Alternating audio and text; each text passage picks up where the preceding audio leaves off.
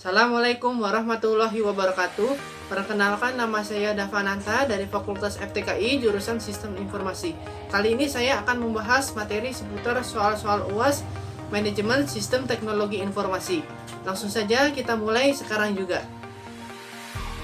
Ya, jadi ini adalah biodata saya. Nama saya Davananta, NPM 19700651607, kelas R04, Prodi Sistem Informasi, mata kuliah Manajemen Sistem Teknologi Informasi, UAS di semester 3. Untuk soal pertama, jelaskan komponen organisasi, teknologi, dan manusia dari sistem informasi. Yang pertama itu perangkat keras, hardware, adalah semua bagian fisik komputer dan dibedakan dengan data yang berada di dalamnya atau yang beroperasi di dalamnya, dan dibedakan dengan perangkat lunak, software yang menyediakan instruksi untuk perangkat keras dalam menyelesaikan tugasnya. Yang kedua, perangkat lunak, software, adalah istilah khusus untuk data yang diformat dan disimpan secara digital, termasuk program komputer, dokumentasinya, dan berbagai informasi yang bisa dibaca dan ditulis oleh komputer. Yang ketiga, prosedur.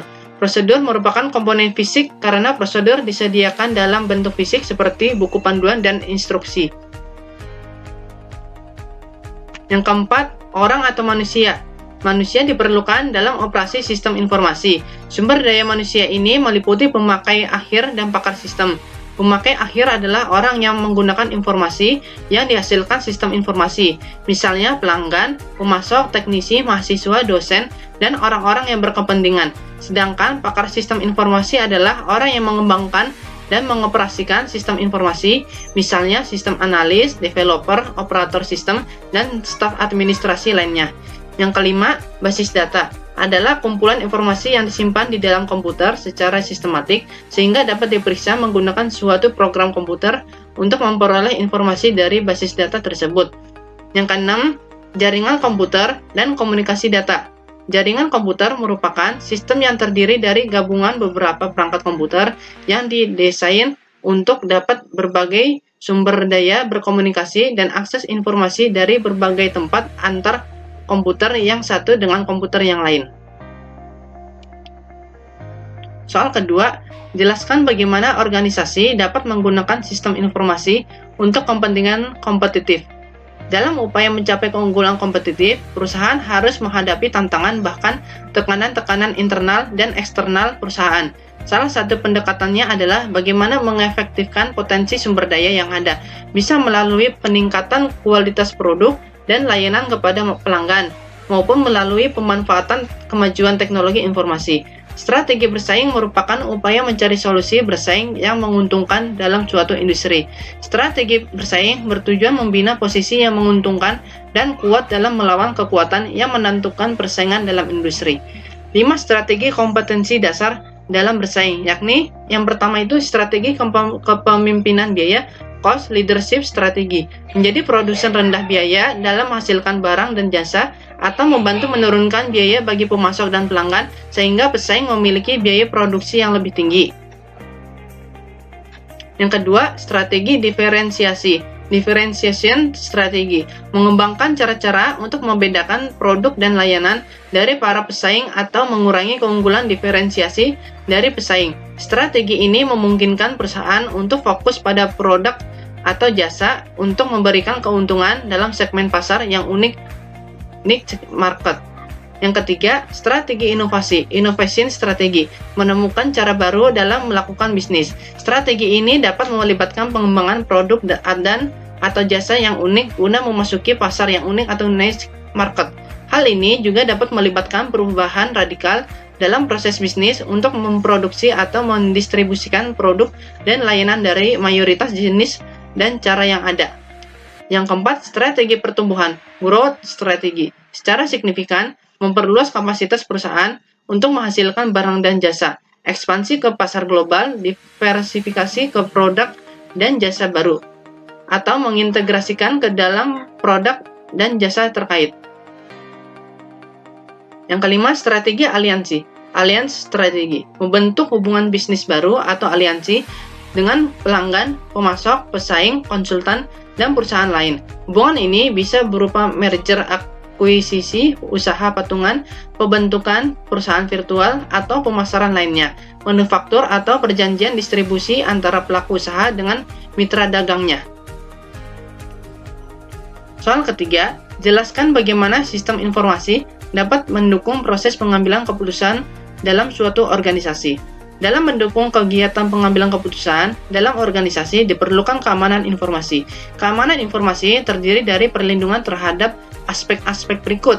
Yang pertama, confidentiality, kerahasiaan, aspek yang menjamin kerahasiaan data atau informasi, memastikan bahwa informasi hanya dapat diakses oleh orang yang berwenang dan menjamin kerahasiaan data yang dikirim, diterima, dan disimpan. Yang kedua, integrity atau integritas, aspek yang menjamin bahwa data tidak dirubah tanpa ada izin pihak yang berwenang. Authority, menjaga keakuratan dan keutuhan informasi serta metode prosesnya untuk menjamin aspek integrity ini. Yang ketiga, availability, ketersediaan, aspek yang menjamin bahwa data akan tersedia saat dibutuhkan, memastikan user yang berhak dapat menggunakan informasi dan perangkat terkait aset yang berhubungan bila mana diperlukan. Untuk soal keempat, identifikasi dan berikan contoh dampak sistem informasi terhadap organisasi, aktivitas bisnis, masyarakat, maupun individu. Bagi organisasi, teknologi informasi atau TI meratakan organisasi, yaitu perataan hierarki dengan memperluas distribusi informasi untuk memberikan kekuatan kepada karyawan tingkat rendah dan meningkatkan efisiensi manajemen. Organisasi pasca industri, yaitu wewenang semakin bergantung kepada pengetahuan dan kompetensi dan tidak hanya pada posisi formal. Memahami penolakan organisasi terhadap perubahan. Terdapat beberapa cara untuk memvisualisasikan penolakan organisasi yang saling berhubungan untuk membawa perubahan dengan mengubah teknologi, tugas, struktur, dan orang-orang secara bersamaan.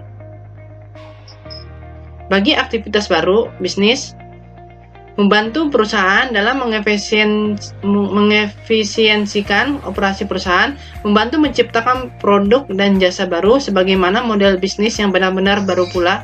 Manajer menggunakan data terbaru dari pasar untuk pengambilan keputusan serta sistem informasi membantu perusahaan melakukan sesuatu yang lebih baik dari pesaing. Harga lebih murah untuk produk unggulan. Respon yang cepat terhadap pelanggan dan pemasok, meningkatkan penjualan dan laba yang tidak bisa diikuti oleh pesaing. Bagi masyarakat atau individu, mempercepat arus informasi, mempermudah akses terhadap informasi terbaru, membantu individu dalam mencari informasi, media hiburan, mempermudah komunikasi dengan individu lainnya yang jauh, sharing, dan berbagi file, membantu menyelesaikan masalah dengan mudah. Contoh dampak sistem informasi bagi organisasi, contohnya itu mengurangi kemungkinan laporan suatu organisasi dapat dicuri. Contoh dampak sistem informasi bagi aktivitas bisnis, pada sistem SCM, Supply Chain Management, manfaat yang diperoleh dari manajemen adalah mengintegrasikan data penting seperti supply dari pemasok, produsen, hingga pengecer, bahkan sampai ke konsumen paling akhir. Biasanya sistem ini menjadi satu dengan sistem pembukuan perusahaan pada software akuntansi. Contoh dampak sistem informasi bagi masyarakat atau individu. Video call adalah sistem informasi yang tempat penerapannya ada di handphone. Cara kerjanya sangat luar biasa, mudah, tinggal mendownload aplikasi yang menyediakan fasilitas video call. Selanjutnya, tinggal melakukan pendaftaran melalui nomor telepon. Soal kelima, berikan contoh pengaplikasian konsep dasar basis data dan prinsip pemrograman untuk mengembangkan sistem aplikasi. Informasi perpustakaan, pencarian data buku berdasarkan judul, pengarang, atau kriteria lain yang dapat memudahkan pencarian dengan menggunakan basis data. Pencarian data peminjam yang terlambat mengembalikan buku, pembuatan surat tagihan berdasarkan informasi yang tersedia, mengetahui berapa banyak buku yang sedang dipinjam, dan lain sebagainya. Informasi retail penjualan, pencarian jumlah penjual, mengetahui jumlah stok yang tersedia, mengetahui dengan jelas statistik laporan penjualan, mengetahui laba perusahaan. Thank you. Demikian pembahasan materi seputar soal-soal UAS Manajemen Sistem Teknologi Informasi. Kurang lebihnya mohon maaf apabila masih ada kekurangan dalam penyampaian materi kali ini. Jangan lupa like, komen, dan subscribe videonya. Sekian dan terima kasih. Wassalamualaikum warahmatullahi wabarakatuh.